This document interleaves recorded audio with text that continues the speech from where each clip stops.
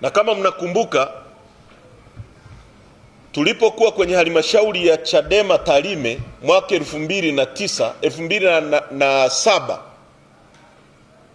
mpaka kuja mwaka 2010,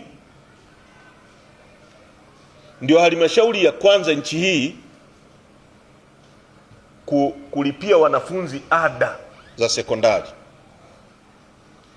Kwa hiyo mwaka 2005 mwaka 2000 tuko na wabunge watano.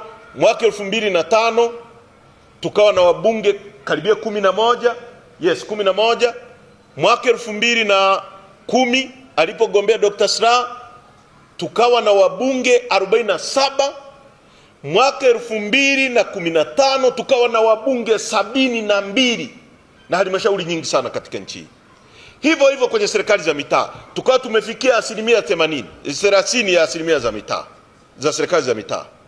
Na tangu mwaka 2015, kwa sababu ya hiyo trajectory ya ukuaji wa chama chetu, kuanzia wabunge 4, wabunge 5, wabunge 11, wabunge 47, wabunge 72 na halmashauri nyingi na vijiji na vitongoji, serikali tangu hapo deliberately wameshambulia chama hiki tangu mwaka 2020 mpaka leo hakijawahi kupumzika.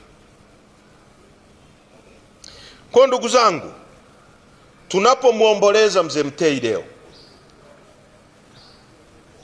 message yangu kwa wanachadema nchi nzima, cha kwanza wote, tukianza na mkoa wa Mara, sisi ni watu ambao huwa tunaonesha mfano, na kanda hii na kanda nyingine zote, ninawasihi sana wanachama kwa wingi, kwa kadri tunavyoweza, tujipange kusafiri kwenda Tengeru, Arusha kwa ajili ya kumuhifadhi mzee Mtei siku ya Jumamosi tarehe 24.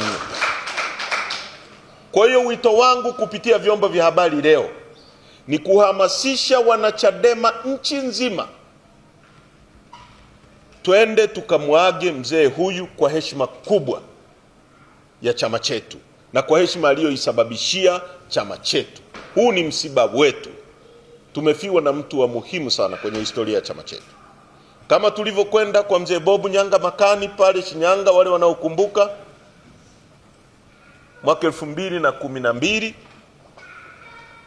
vile vile viongozi wa mkoa kwa kushirikiana na wanachama wetu, viongozi wa kanda nchi nzima, hakikisheni tunajitokeza kwa kushiriki hili tukio kubwa la kumstiri. Na ikiwa vizuri tufike siku ya Ijumaa Arusha. Mimi nitasafiri kesho, nitakuwa Arusha kwa ajili ya kuongoza waombolezaji wote kumsindikiza mzee wetu huyu kwenye nyumba yake ya milele.